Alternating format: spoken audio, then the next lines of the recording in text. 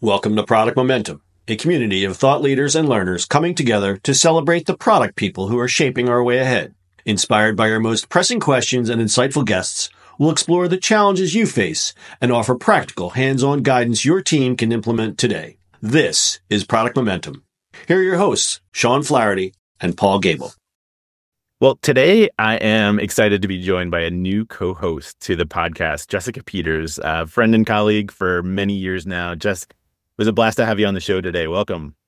Yeah, welcome. Thanks for having me. Absolutely. So I think the conversation that we had with Rich is one that I'm really excited to share. I think that, you know, his perspective is really human. It's very empathetic, but very technical at the same time. And it's rare to find that balance. One of my favorite parts of the conversation was the idea of including a money story alongside your user stories. So people in the boardroom who make decisions aren't going to listen until you have a dollar sign attached to things. And I think being able to translate a use case into a financial case is a really useful skill that we got into a little bit today. I'm excited to share that one.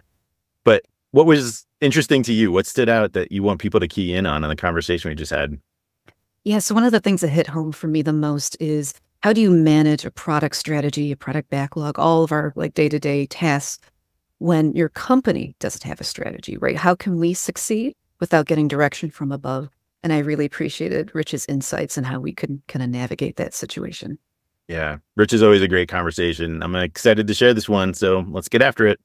Well, hey folks, and welcome to the show. Today, we're really delighted to be rejoined by a returning guest, Rich Mironov. Rich is a 40-year veteran of Silicon Valley product management, including 6 startups. He's parachuted into 15 software companies as a smoke jumper, as an interim CPO, and he coaches product leaders. Over the decades, Rich has consulted 200 plus tech companies, founded Product Camp, began blogging about software product management in 2002, and his Art of Product Management, released for the 2nd edition, was one of the first books on the subject when it was published in 2008. And we're really excited to have you back, Rich. It's not to mention you've been a guest at our conference as well. So really happy to have you. I'm thrilled to join. Thanks, Paul. Yeah, absolutely. So jumping right in, some of the themes that we were chatting about before the show, just to set the stage, I'm wondering if you can open up some ideas for us around the idea of how do product leaders align product strategy with broader business cases. A lot of times we get into our own heads as product leaders and we get precious about features and functionality and just kind of the coolness of the stuff, and it can get disconnected. And I'm wondering if you can maybe start us off with some high-level ideas around how to get product managers connected to bigger ideas of strategy. Sure. And there's a big assumption buried in there, which we might as well start with, which is that the company actually has a strategy that's a strategy, right? And often when I have this conversation with heads of product and product folks, we actually ask it in a different format, which is the company doesn't seem to have a strategy. How am I going to build a product strategy without that? Which is really hard, right? So let's take the negative case first, and then we'll work back a little bit. We can't arbitrarily sort or rank features for our products unless we know who it's for, why they're going to buy it, how we're going to make money, and where it fits in the overall corporation, right? So in the absence of a company strategy, we can have a really good product, but it often doesn't fit whatever else is coming, or it just wanders out there, right? So there's both a bottom-up and a top-down challenge here. The top-down challenge is to have a corporate strategy or a company or a division strategy that's actually specific enough that we can figure out what products fit into it. And then the bottom-up challenge is, given that, can we think really hard about the target audience, the economics, the reasons for buying, the competition that are specific to the company strategy, so that the thing we build actually supports not just some happy users, but the happy users that our company wants to get and extracting the money that we need to keep our jobs. So, you know, I think of it both ways, and sometimes we fail to have a company strategy, and sometimes we fail to have a product strategy that supports the company strategy. We need to know which end we're working on. So I don't know if that's a useful place to start. Yeah, so I guess to follow up on that, if there isn't one defined at the top, right, how do you bring it from the bottom up? Like, how do you go to these folks and propose something? Right. I try not to be talking about philosophy here. So you can pick up any strategy book you like, and it's got 6 or 12 checklist items for whether it's a good strategy, blah, blah, blah, blah, blah, right? It's often insulting or off-putting to the execs to be told they don't have a strategy. right? True or not, doesn't matter, right? And so one other approach is to say that I, as a product leader, or my product team and I, are actually going to cook up a couple or three very different product strategies, very different company strategies, mutually exclusive company strategies. And we're actually going to wheel those out first and say, well, if the company strategy is to sell our current products, but in a bunch of new geographies, then here's what that means for product. And if our company strategy is to go up market and to move from small business to enterprise, here's what the likely things in the product plan have to be. And if our plan is to do something completely different, right, to build a whole new product set and let the old one die, and this is what we want to build, then this is what our product looks like, as a way to, instead of tell, to show the executive team what we think we mean by a product strategy. Because it's one of those words that's been watered down. Everybody uses it. Nobody knows what it means. And so rather than saying, I'm going to cross my hands and sit in the corner and cry until you guys bring me a strategy I like, right? And, I won't eat my vegetables, to have two or three potentially good strategies that we wheel out and say, well, we can't do all three of these. If you guys as a board or as an executive team tell me that this is the most important part of the strategy for the company, then here's where we're going, right? And by the way, there's an implication there that's really important, which is, let's say we're going to open up Europe as our new market. One hopes that sales is going to hire some salespeople there, and marketing is going to work on all kinds of materials in the languages that people speak there. And the products are going to work in the right currencies and time formats. And if there's any, privacy and data storage issues in Europe that are different from here, right? The company strategy is bigger than the product strategy. And so if nobody else is pushing, then I'm pushing so that everyone around the table can have the thought that says, we as a company have decided that our most important thing next year is going up market to enterprise. And what does that mean for sales? And what does that mean for support? And what does that mean for finance? And what does that mean for everybody? The bits that we build in engineering aren't the whole product. They're a part of the story that has to align with, synchronize with what everybody else is doing. So just to summarize that a bit, right, really come in with options, kind of clearly define, and then like a game plan to support each of those. Yeah, and maybe it's not as deep as it needs to be because we don't know which way we're going yet. But you can't really create a product strategy in a vacuum. And you can't really create a company strategy without knowing that your products are going to support it. So someone has to lead this dance. And if no one else is, then it might be the head of product who tries to do it in a way that doesn't embarrass anybody or even make it obvious that product is leading, right? We want to protect those fragile egos of people who thought it was their job, but put the answers on the table. Yeah. The idea that comes to mind is it's coming back to a comment that we kind of flew by regarding objective prioritization and whether or not that's even possible, whether anything can be objectively better or worse in a vacuum, right? Without doing this hard work of just come up with a strategy and features that align with it. Sounds easy on paper, but it takes a lot of work. It's simple, but it's not easy. So I'm wondering, is this a philosophy without a name, so to speak? Is there an idea here around objective prioritization in the context of the company strategy, whether it's product led or sales led or whatever adjective you want to put on it? Putting these ideas together on a roadmap requires somebody to sit down and think about what's important to the company, and then, as you say, lead that dance from the That's product. right. What's important to the company and important to the specific people we're going to sell to, right? So the idea that I can take a backlog and do an ROI on the top 50 or 100 or 7,000 things in the backlog actually makes no sense unless you anchor it in what's our business model, how do we make money, or are we a freemium consumer service, and the most important thing is to get folks from the free version to the paid version?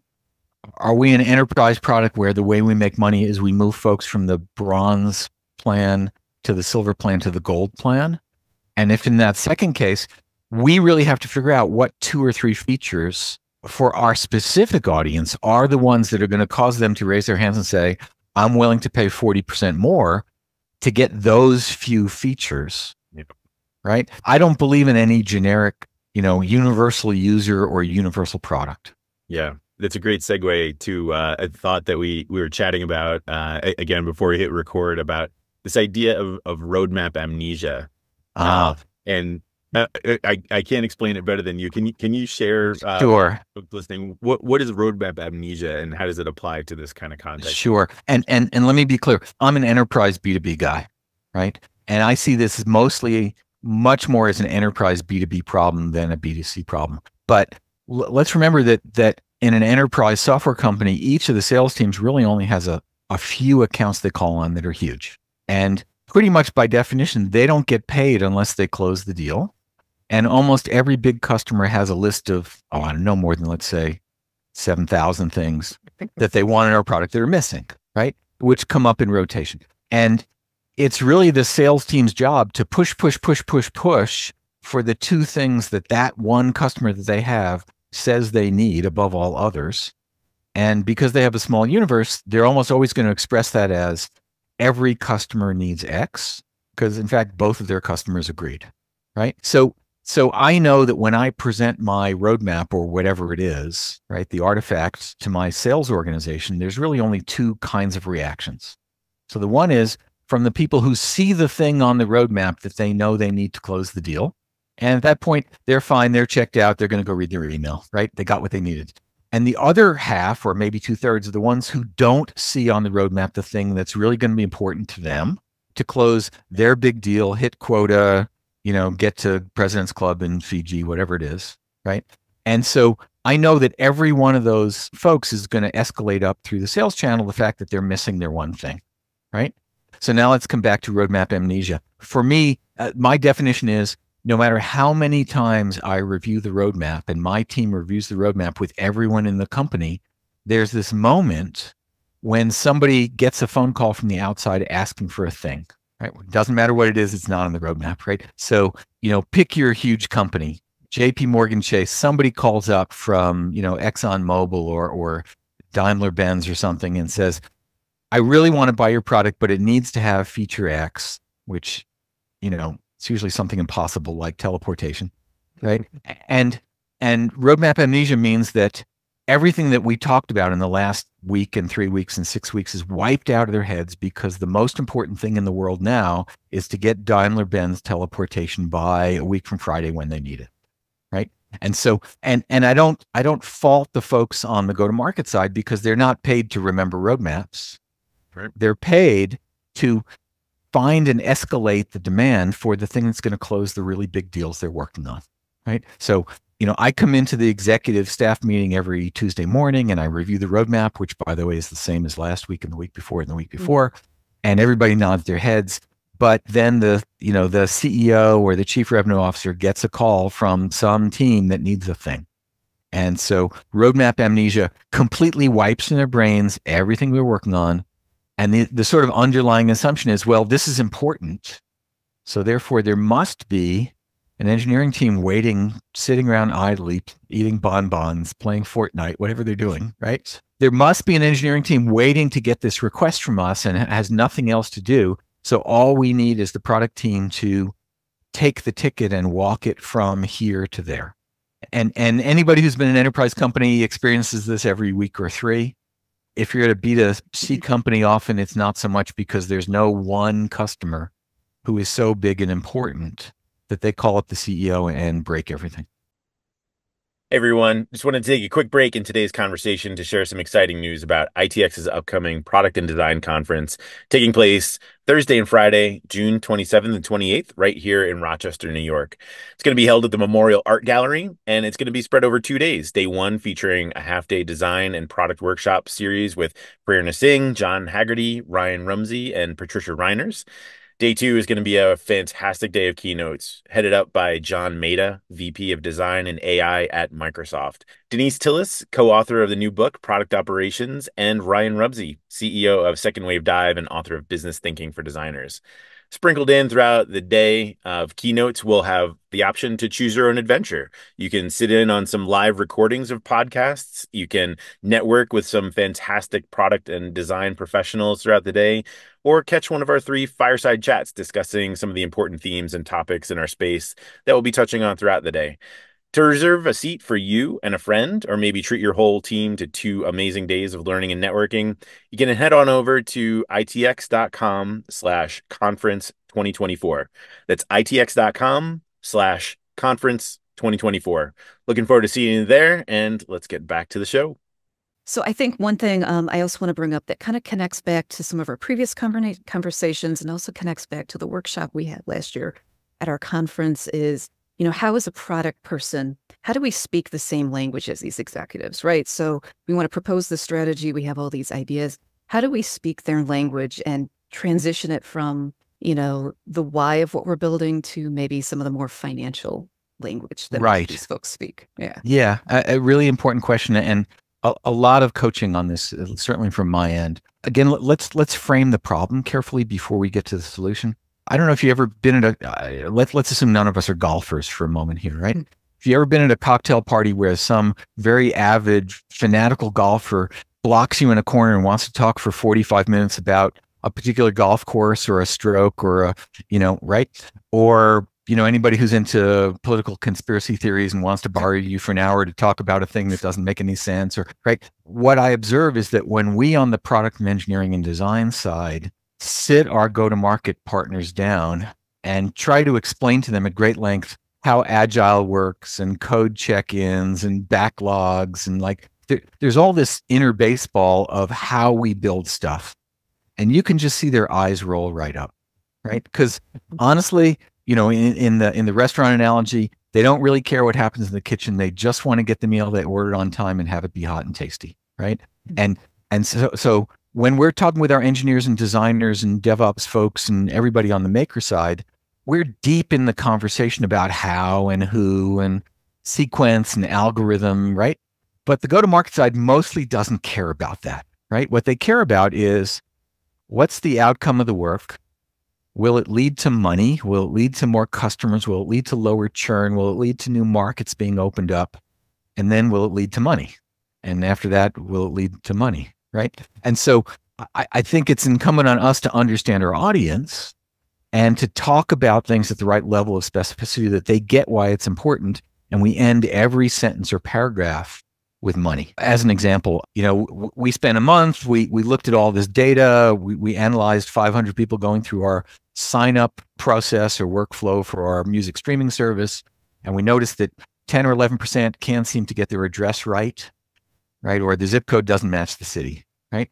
And so we have this whole plan to re-engineer pieces of our user interface to put the zip code or postal code first, because then we can auto-fill in the city. And if they got one right, they got the other right. And notice I'm still talking about process. We have to end that paragraph with, and we think that might help us reduce or increase signups by 3 or 4%, which when I look at the top line is something between 20 and $50 million.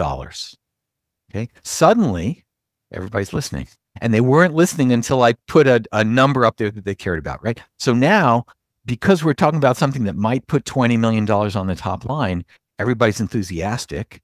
We'll get a sign off for whatever tools or processes or consultants or whatever's we need to do this. And they now know what to ask us about whether we're succeeding, which is, did the sign up rate go up? By how much? And everybody in the company knows that each new sign up is worth $185 a year or whatever it is, choose your currency. And so we can now talk in the language of money about why this is important to them and to the company, right?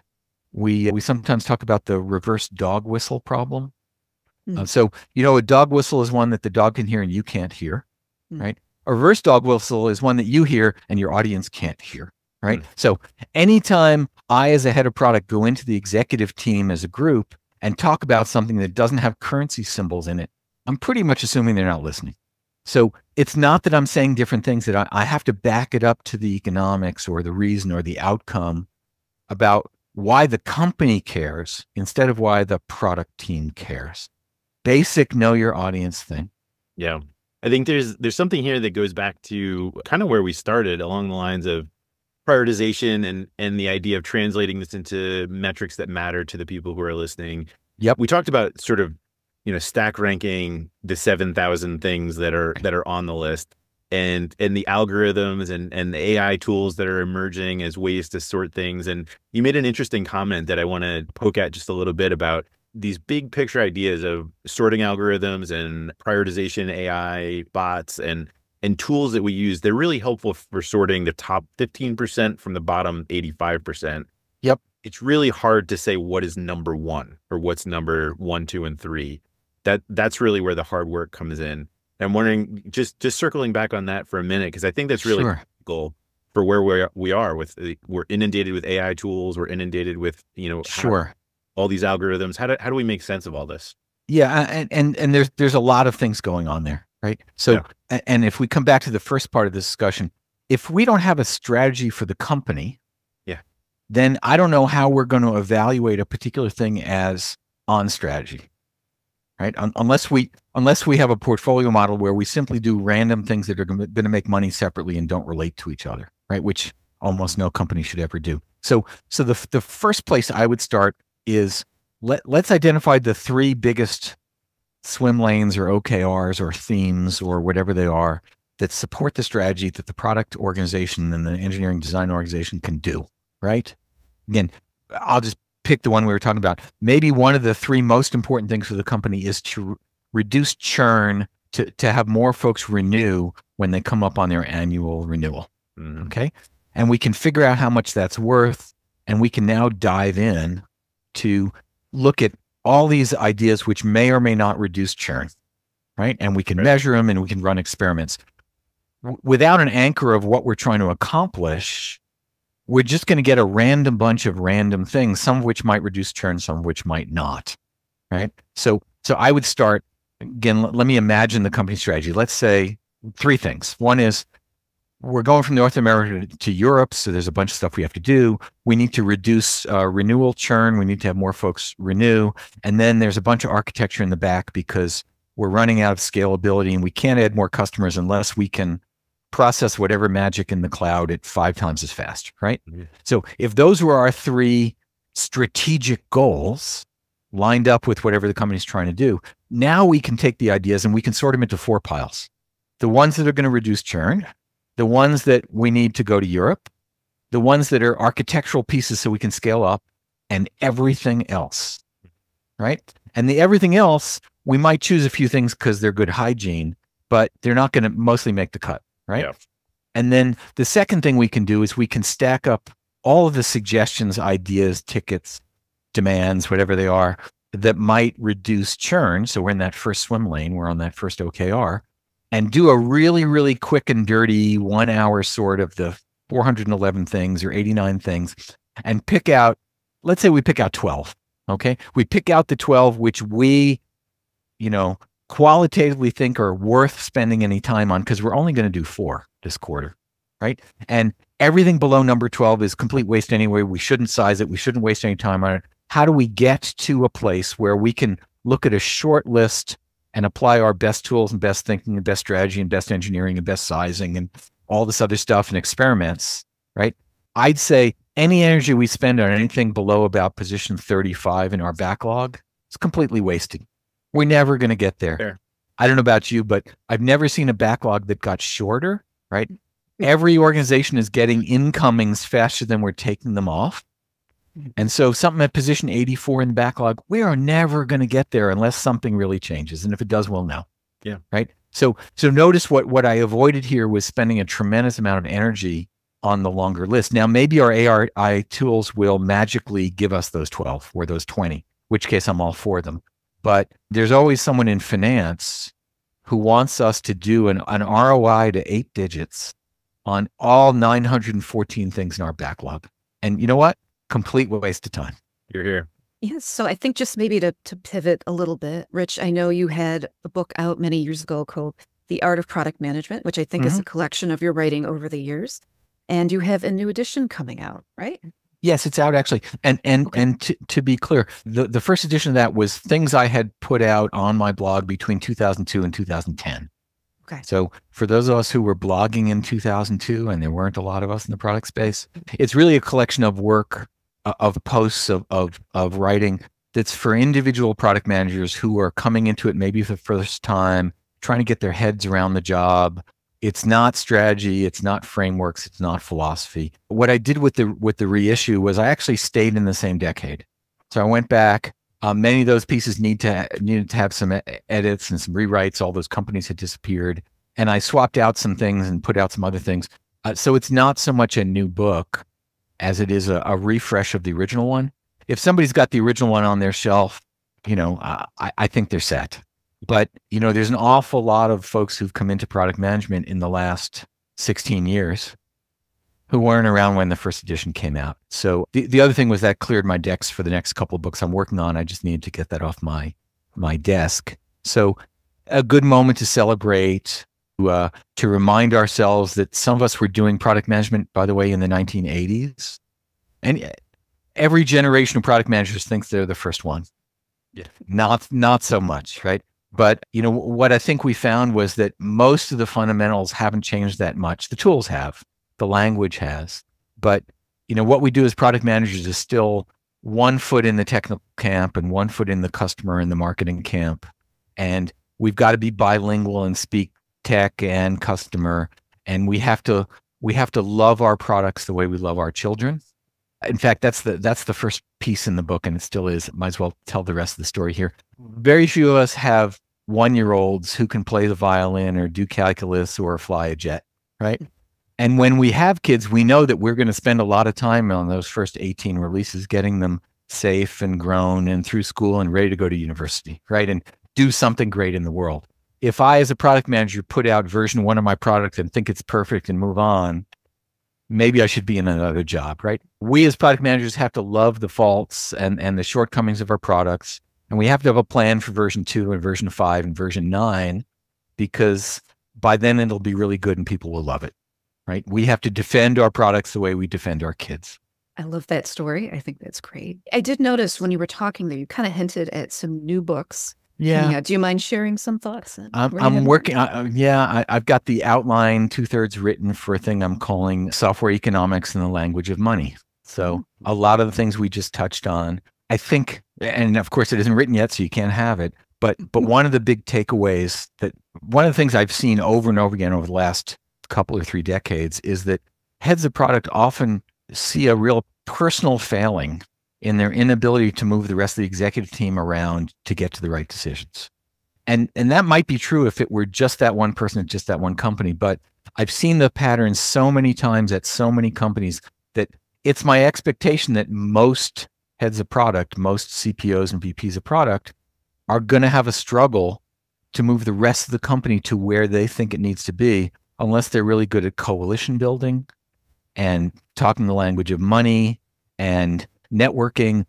All of the soft skills, which as product managers we know we need to have, are 50 times as important as in the senior product and the executive product jobs, right?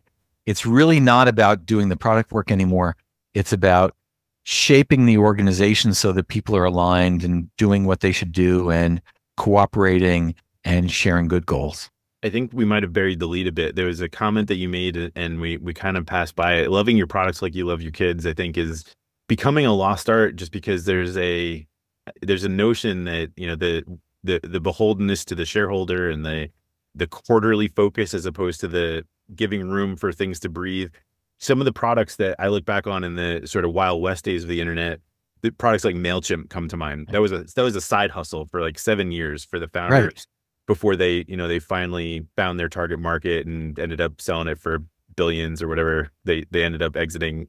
But a lot of the products that take the time that's needed to really kind of decant, to figure out who the market is, what the strategy is, to line these things up. It takes time that's longer than the quarterly cycle that we're used to measuring Silicon Valley success by. And I feel like that's kind of an important aspect of the, maybe going back to those early days of the internet when things were allowed to be a little bit hairy and a little bit quirky and Sure. not so clinical and sterile. That's right. And I think that's right. Now, there's always been a rush. There's always been a quarter to quarter. I think there's so many more zeros in the value of the successful companies, particularly like the social networking companies and such, that it's gotten harder and harder every year to resist the push for current quarter earnings, current quarter user growth, current quarter activity, whatever it is. And, and I see a lot of really dark patterns, particularly with the social networking companies, where honestly, I don't think I could work there. And I really worry that the profit motive has blown up democracy and made a lot of people's lives really, really terrible and brought, the social costs for teens and young kids who are on social networking. We all know this, but somehow it's hard to fight back, right? Yeah. And I could go to another company, but I want to do my homework really, really carefully because probably the majority of companies are on the quarterly treadmill, and it's hard to be a product person. It's hard to be a designer. It's hard to be an engineer. Yeah, I think that sounds like a whole other conversation. Yeah, different discussion. Over to you someday. We just have time for a little bit of wrap up here, and I'm curious, as we're coming close to time, where are some places that you might recommend people go for inspiration, whether it's in your own books or somewhere where you're finding what you're finding some value in? Where are you going these days for pointing product managers for getting their start in their career? Sure. A few things come to mind. I'm mourning this week the death of Daniel Kahneman, who wrote Thinking Fast and Slow and invented behavioral economics and was just a shining light. He was 90. He led a great life. He did some really good work. But, I think we want to think broadly here, right? I'm pretty down on frameworks and process descriptions. The thing that we do as product folks is we face a somewhat unique situation and we try to figure it out and push it around until we can fix it, right? Yeah. And I haven't seen a flow chart that really captures the essence of it. It captures the motions in the same way that watching me type is different from knowing whether I'm writing a good book. Yeah. Right. But there's a lot of really good thinkers out there. I'll just randomize a couple. John Cutler, Teresa Torres, I think is the smartest person on the planet. Christina Woad, Petra Villi, Bruce McCarthy. There's a lot of really good thinkers, Jared Spool, who elevate it from here's the answer, here's how to do it, right? I am right, follow my steps, to here's how to think through, here's how to grow your intuition, here's how to run an experiment. Maybe there's 5 kinds of organizations. Can you figure out which one is yours? Again, I think as we move up and get more experience in the product game, the tech is important, but gosh, it's a people business. I describe it as we need to be students of human behavior. Yeah. Well said. Right. So, we can't leave our analytical side by the door, by the curb, right? But we have to be whole people and bring our whole person to work and really empathize with the folks who work with and doubly, triply empathize with the folks who are using our stuff. Yeah, I think that's no better way to end it than a note of hopefulness and humanity like that. I always wonder where these conversations are going to go, and Rich, you never fail to disappoint. Thanks. From the talk you gave at our conference to just sidebar chats that I've had with you over the years, I really appreciate the time that you've taken today. I'm grateful for what you're able to share with our audience. So thanks for making the space to have this conversation. I think it's been really valuable. Thanks. It's my pleasure entirely. Absolutely. Cheers. Well, that's it for today. In line with our goals of transparency and listening, we really want to hear from you. Sean and I are committed to reading every piece of feedback that we get. So please leave a comment or a rating wherever you're listening to this podcast. Not only does it help us continue to improve, but it also helps the show climb up the rankings so that we can help other listeners move, touch, and inspire the world just like you're doing. Thanks, everyone. We'll see you next episode.